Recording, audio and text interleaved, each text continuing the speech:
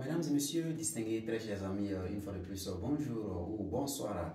Alors, bienvenue à nouveau dans cette nouvelle vidéo. Alors, donc, aujourd'hui, nous allons voir la séquence numéro 3 sur notre thème qui porte sur, en tout cas, la vente ambulante, qui porte sur le commerce, ou si je peux le dire, qui porte sur le marketing. Donc, alors, si vous vous rappelez très bien, la fois dernière, on avait dit que, alors, nous allons diviser encore ce thème-là en 3 niveaux. Donc, nous allons voir le niveau pour le vendeur ambulant, le niveau sur celui-là même qui a déjà une entreprise, disons une boutique, et le troisième niveau, nous allons voir pour celui-là même qui a déjà voilà, une entreprise de production, une entreprise de transformation. Voilà les 3 niveaux que nous allons voir. Alors, nous sommes sur le niveau numéro 1. Le niveau numéro 1 qui porte sur la vente ambulante. Donc, qui porte sur la vente ambulante.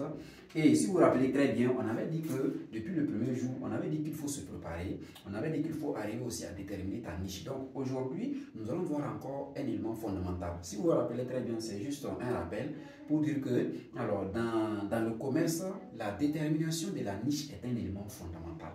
On ne se lève pas pour vendre tout.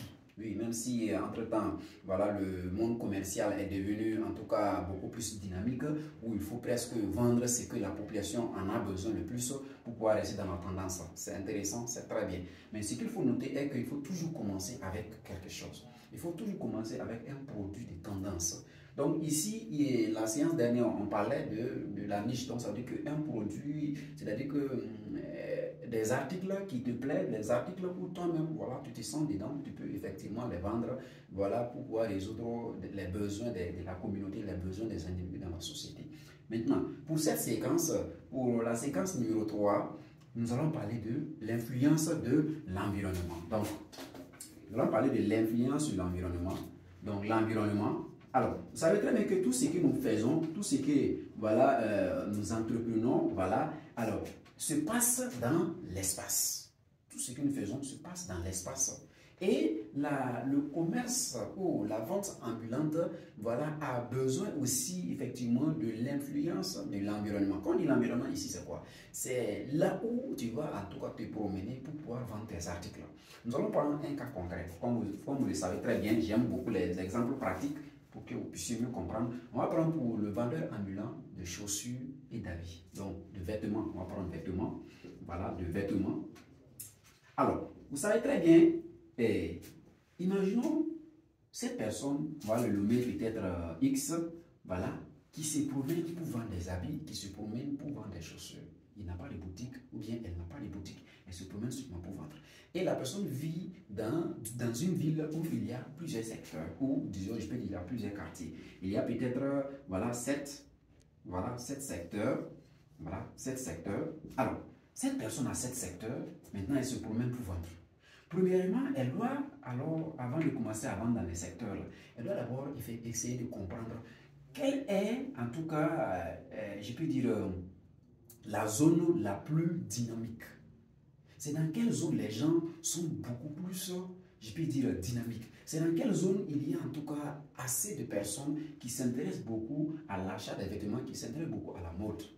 Il doit déterminer ça. C'est pour cela la fois dernière, j'ai parlé de l'étude prospective. Je parlais d'une étude qui va permettre à la personne de se rendre compte de ce que les gens aiment le plus. Donc, imaginons la personne a déterminé effectivement le secteur. Elle s'est rendue compte que c'est dans le secteur numéro 3.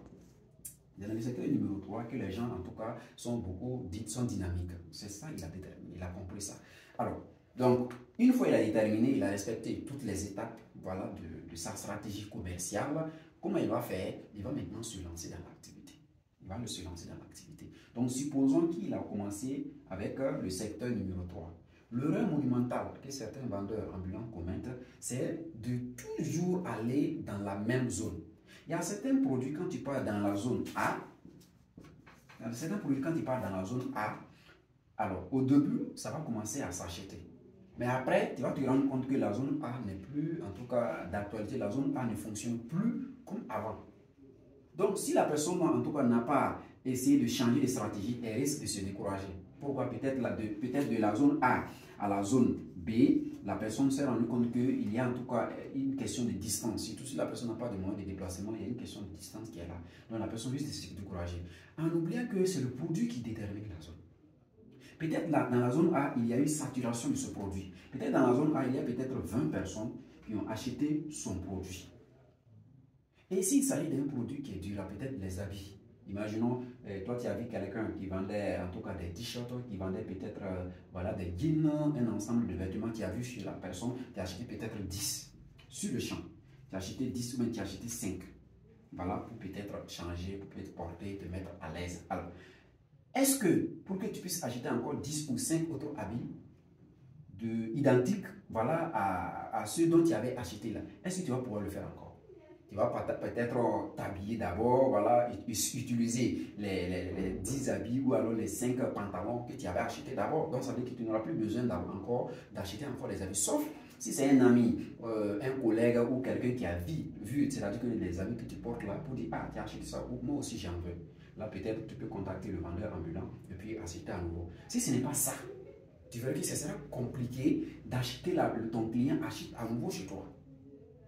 Donc, pourtant, toi, tu dois maximiser voilà, ta clientèle. Tu dois en tout cas avoir voilà, un portefeuille voilà, de clientèle assez intéressant. Donc, qu'est-ce que tu vas faire? Si tu t'es rendu compte qu'il y a un moment donné où, là où tu pars d'habitude, ça ne fonctionne plus, il faut faire ce que nous appelons un changement d'environnement. Il faut changer. Voilà, il faut changer. Donc, tu peux décider de dire, OK, aujourd'hui, demain et après-demain, je vais aller dans le secteur numéro 1. Aujourd'hui, demain et après-demain. Même si tu t'es rendu compte qu'aujourd'hui, demain et après-demain, secteur numéro 1, ça a bien donné, il faut changer le secteur le 4e jour ou changer le secteur après le 7e jour ou après une semaine. Pourquoi? Parce que il faut que tu te promènes dans tous les autres secteurs, dans toutes les autres zones, pour que peut-être les gens c'est-à-dire comprennent qu'il y a quelqu'un voilà, qui se promène, qui vend ça, ça, ça et ça. Une fois que tu t'es promené dans presque la majorité des secteurs qui sont beaucoup plus dynamiques, tu vas te rendre compte qu'il y aura un moment donné où tu peux te retrouver dans le secteur D, voilà, dans le secteur numéro 2, et quelqu'un t'appelle dans le secteur numéro A. Parce que tu avais fait un tour dans le secteur numéro A, ton produit est de bonne qualité, la personne a acheté, c'est très intéressant. Donc, tu es dans le secteur numéro 2, la personne t'appelle étant dans le secteur numéro A. Donc, qu'est-ce que tu vas faire? Tu vas juste te déplacer, aller au niveau du secteur numéro A, voilà, donner le produit et continuer dans ton secteur numéro D, voilà, dans ton secteur D, ou continuer, voilà, sur les autres secteurs. Là, tu verras que, alors, tu seras en perpétuel mouvement parce que tes clients sont dynamiques, tes clients, voilà, sont un peu dans tous les secteurs. Donc, ce qu'il faut retenir ici est que tout simplement, il faut se concentrer sur une seule zone. Il faut varier les zones. Surtout lorsque tu es dans une ville où il y a des villages environnants. Parce que tout simplement, il y a certaines villes où, à côté de ces villes-là, il y a des petits villages, il y a des villages. Donc, il y a certains de ces articles-là, je peux dire, du commerce là où tout simplement tu peux aller dans les villages. Peut-être quand tu vends les powerbanks, ça veut dire que certainement dans certains villages, voilà, l'électricité n'est pas encore arrivée là-bas. Ils utilisent seulement les panneaux solaires, les plaques solaires si vous voulez très bien. Donc toi tu peux décider de vendre des powerbanks là-bas. Les villageois en ont besoin, les gens en ont besoin. Donc tu verras qu'ils vont acheter. Donc toi tu vas te promener de village en village, de village en village. Et au fur et à mesure que tu vas de village en village, les gens vont commencer à te connaître. D'autres ruraux même vont essayer même de dire, bon, ok, si tu peux peut-être amener les produits là en gros, ils vont acheter aussi, déposer là-bas pour vendre en même temps aux gens. Donc, en fait, la vente ambulante, c'est très, très intéressant. Ça veut dire que ça va te permettre d'avoir des bases de clients un peu partout. Mais attention, il faut être stratège en matière d'environnement. Il faut être stratège en matière de zone. Voilà, une zone qui est une zone qui a de l'affluence, il faut fidéliser tes clients.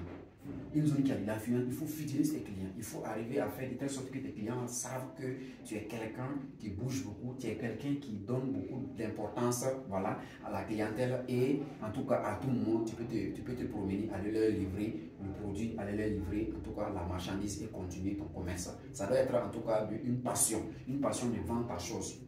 Une passion, voilà, de satisfaire les gens, une passion de satisfaire les besoins des gens. C'est ce qu'il faut comprendre. Donc après, alors l'environnement, il y a encore un autre élément. Il y a encore un autre élément, voilà, la stratégie commerciale. On va s'arrêter là pour que je puisse revenir sur la stratégie commerciale.